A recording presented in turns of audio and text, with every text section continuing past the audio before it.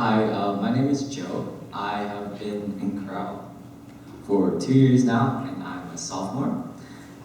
Today, I would like to share a couple of words of encouragement for everybody here from the book of James. Recently, over the past 2 years now, I think my guidance counselor from youth group, he had me and my friend within a small group memorize the entire book of first chapter of James because we physically could not memorize the entire book. He was disappointed in us, but I have a short passage from James 1, 2 to 4. Count it all joy, my brothers, when you meet trials of various kinds, for you know that the testing of your faith will produce steadfastness, and let steadfastness have its full effect, that you may be perfect and complete, lacking in nothing. These verses are especially meaningful today, even though me and my friends started memorizing them before COVID happened. I think God was having us prepared for this time of COVID, and that everybody is currently is still in quarantine. COVID has had many effects on everyone, but these verses explain that all the hardships and even the most difficult times of our lives can bear fruit. The fruit is steadfastness. It may not be in a way that makes sense to us, but is in God's plan.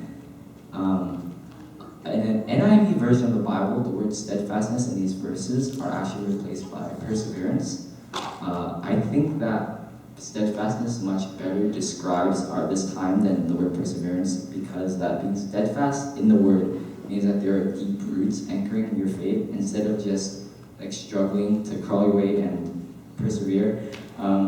But steadfastness, you grow strong in faith. Everyone has faced some type of trial in their lives, and James gives encouragement to everyone who is currently going through difficult times.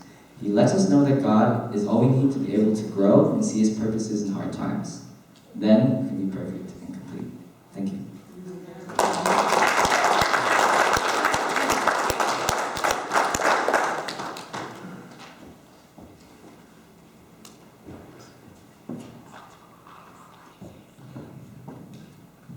Hello, everybody.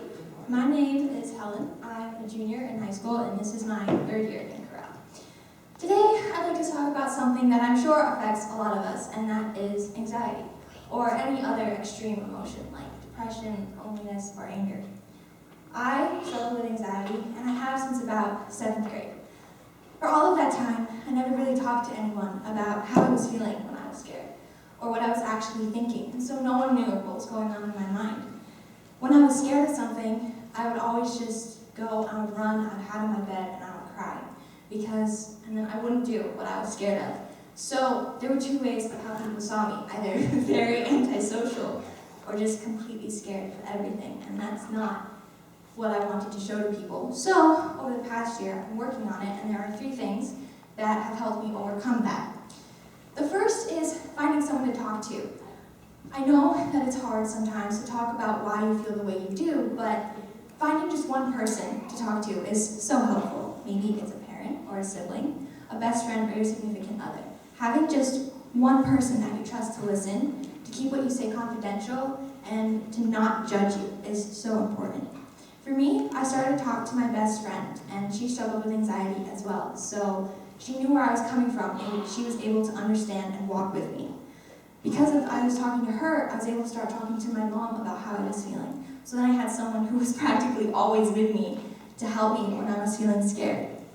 But the reason that finding someone is so important is not only because it allows you to get your thoughts off your mind, it's because you have someone to share the burden of your anxiety or depression with.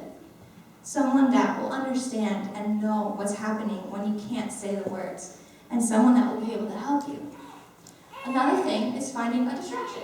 Maybe that distraction is listening to or writing music, or reading a book, drawing, or playing video game, or learning a new skill. Anything that can get your mind off the emotions that are causing you so much distress. I like to put on my favorite music, sit down, and just take a couple deep breaths and relax. And as a Christian, I know that God is always with me. And so when it's too hard to talk to my mom or to talk to my friend, I can pray, and I know that God will listen. I know that He won't judge me. I know that He won't get mad at me for not being perfect and for feeling scared. And I know that He'll just let me be me and just let me talk. And sometimes it's hard to pray because I can't see him. I can't see if he smiles. I can't see if he agrees with what I'm saying. But that's okay because he's still talking to me through the Bible.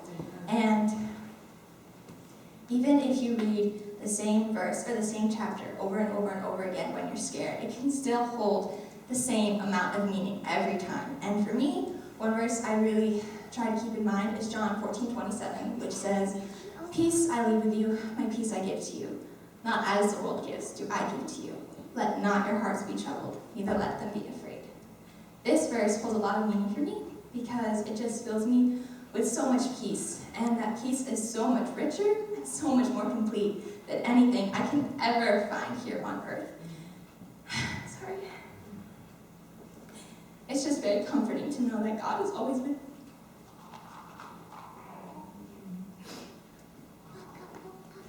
Sorry.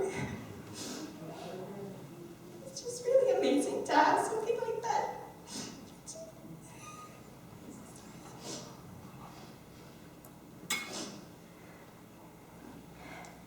But to know that he never leaves you, even when you're really scared or really